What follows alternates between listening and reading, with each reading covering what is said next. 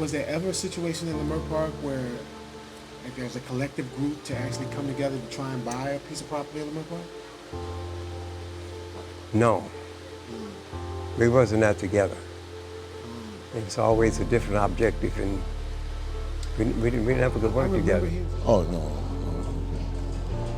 In fact, they had restrictive covenants. There are restrictive covenants that said Mr. Crenshaw and Mr. Leimert had attached covenants to their deeds of trust saying that no person of African or Oriental ancestry shall stay overnight in this domicile except as a domestic.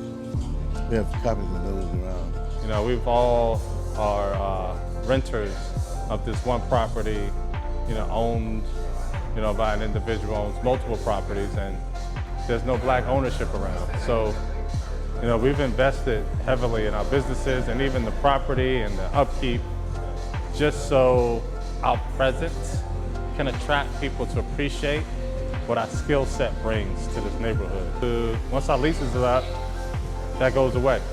And anybody can come in after that and contribute to what they think is right as a business. And they may not be black. So seeing this from black excellence come from these tenants is something that you rarely see within one property these days. After I moved here, I was paying rent from a landlord, your same landlord, trying to charge us the taxes as well as the rent. Right.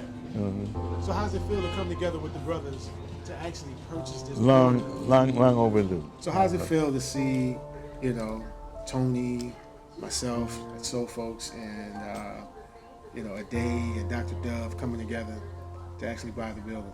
Man, that's fantastic. Yeah. That's like a dream. It'd be nice if we could buy it all. Whoop, Yeah, you know. yeah. And that one time we could, the landlord over here, he told the people, the businesses, he said, you all can buy this property, you know, individually. And it was for the stores, it was going to add up to $750,000. And we had a lady, God bless her, may she rest in peace. Somehow she's had some kind of a control over the guy. He was a Spanish guy, Mr. Manrique, the nicest person you could ever want to meet. And she turned it down. First of all, 4 or 5 brothers coming together in unity, in harmony, and purchasing property that's in a very cultural area where black people live and black people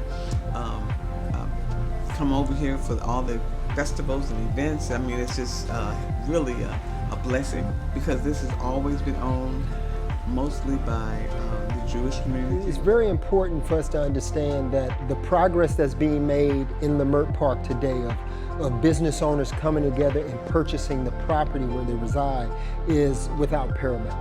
You know, so much in the past we've had situations like this and opportunities develop. But then there were always individuals or ideas out there that would run contrary to our progress. And the bottom line is, if you're not with the identity of the culture of African people, and that's a collective, community-based culture, each one helping each other, all of us coming together, we are because of we, you know, I think is very important. And I've seen it personally in the past. And that's how we lost this opportunity in the 80s, because petty disagreements, different disputes over frivolous things. So now we have to make sure we pay homage to our ancestors and we go forward with this black ownership, not only on the businesses, but the property, the land, and everything else. So in many times, in many places, they say when blood's in the water, that's when the sharks eat, right? So we know that black people right now have an opportunity. We've been waiting for this opportunity, so this is our time, right? So we deposit all of that fight, that energy. We deposit that now in the ownership of our community, and we make that happen, and we make it permanent. And so in this relationship, Akin Development, which is the company I mentioned earlier, the black woman-owned construction and development company, are the partners, and I'm speaking on behalf of it. But the way we're partnered here with Sankofa is truly one where we're we're trying to give the knowledge so that they could take it and keep building. So this project we're building together, right? We're the co-developers on it. We'll bring in capital, raise money, leverage relationships, all of that together. But every single step of the way, Akil, a day, all these gentlemen are right along our side, and they're asking the questions, they're involved, and after this project, I'm certain they'll be able to develop themselves. Like, what's a way for us to take control of that and take control of our destiny, right? We have to own. And so, me by myself, I'm not able to make that happen. Individually, we're not able to make it happen, but collectively, it's something that's very possible to do. So after talking with the brothers, there was talk the building was going up for sale, and that meant if somebody bought it, our rents was gonna go up. Our rent goes up, that means we're gonna be pushed out, And so it was like, well, how about we come together and see if we can make this thing happen? We buy the block and we take control of our destiny. And yes, the rents are gonna go up, but we can make it so that we're not pushed out. At least we know we're working collectively and intentionally about making sure all the businesses that are here are able to stay here. So folks came into the village. Akil was approached us during the pandemic, and he kind of expressed a small percentage of what he wanted to do. I had no idea it was 100% community driven. It's important for community-based nonprofits to be involved in the purchase of the building for equity, ownership, and development. And going forward, that's just how it gotta be. We're not accepting us to be left out anymore. We know what's going on. We've seen it years and years. From a community perspective, when you think about community land trust or a nonprofit that's coming together, a co-op coming together to own property versus just a capitalistic organization necessarily, we're talking about a value system here. We're talking about how folks value each other and are committed to a cause, an understanding, and a mission and a goal and a vision. And so, not to say that those capitalist organizations are not, but it won't have the same type of spirit that those type of organizations that we speak of, those nonprofit organizations, those community-based organizations that are dripped in doing good for others beyond yourself. Well, four of the merchants came together because the guy who owned the building wanted to sell it. They came together so that they could maintain their presence here. And that is amazing. I mean, Mark Bradford and his group owns a lot of the property on across the alley and across the street, and that's black owned.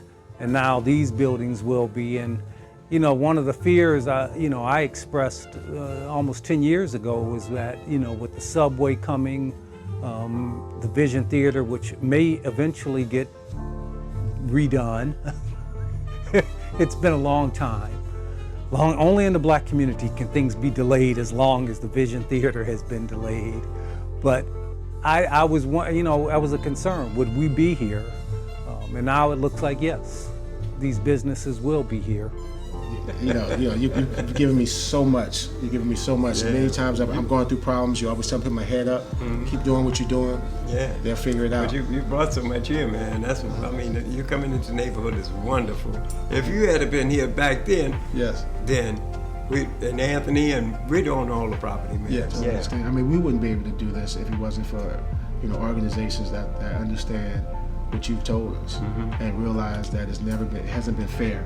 You know what I'm saying? Yeah. And so now to kind of bridge the gap, they're giving us funding so we can actually have a fight for this problem. We're in an opportunity zone, and there's a lot of financial whales that come in and swallow up a lot of these opportunities because they become tax shelters for them. So it makes it harder for the people that are actually embedded in the neighborhood to really benefit or have a real ownership. So, overall, it makes me feel, it's sad to know that it takes certain things like us being murdered at the hands of the police to bring about that type of change. But it's also exciting to know that there's a day and age where on both sides, brothers are activated now or inspired to collectivize and come together to put pressure on these organizations in order to do that, to redistribute the funds. And then on the other side, there seems to be a corporate mentality, or that's kind of spreading nowadays, where you have to do something for a community or a contingency of people that have been disenfranchised historically. So, Right. Yeah, it's beautiful, brother. Yeah. Yeah. So, it's hopefully I pray that it happens. Yeah, it's gonna happen, man. Yeah. Yeah, it's gonna happen. No doubt. Yeah. Thank you. Thank you, man. Yeah. Yeah.